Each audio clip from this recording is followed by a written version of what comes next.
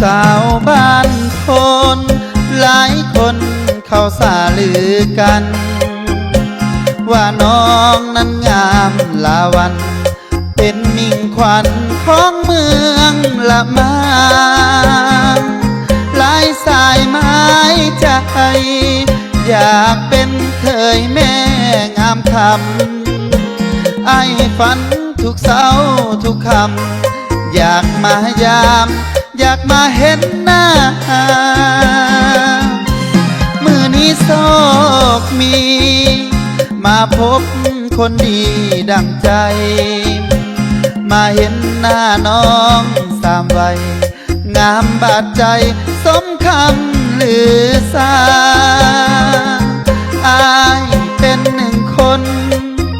หลงมนเสน่ห์แก้วตา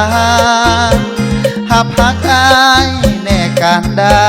อายปรารถนาอยากมาเป็นเคยแม่นาง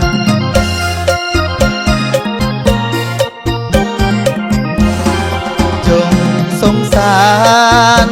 ผู้บ่าวบ้านไกลในลาแบกความหักแท้มาหา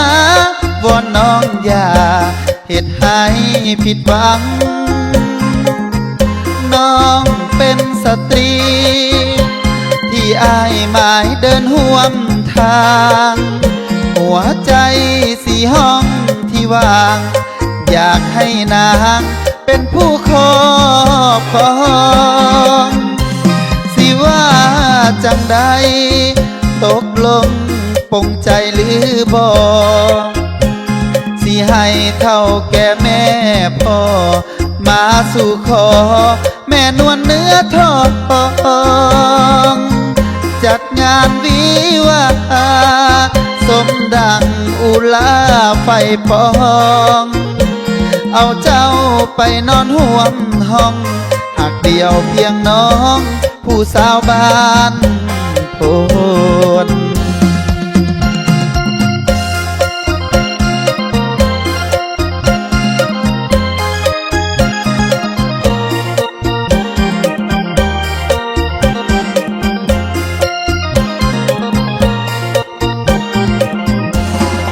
จงสงสารผู้บ่าวบ้านไกล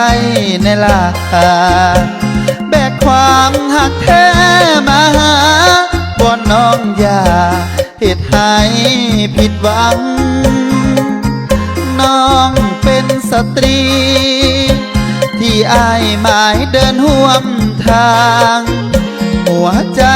สีห้องที่ว่างอยากให้นางเป็นผู้ครอบครองสิว่าจังได้ตกลงปงใจหรือบ่สิให้เท่าแก่แม่พ่อมาสู่ขอแม่นวลเนื้อทองจัดงานวิวาสมดังอุลาไฟปองเอาเจ้าไปนอนห่วมห้องหากเดียวเพียงน้องผู้สาวบ้านโพน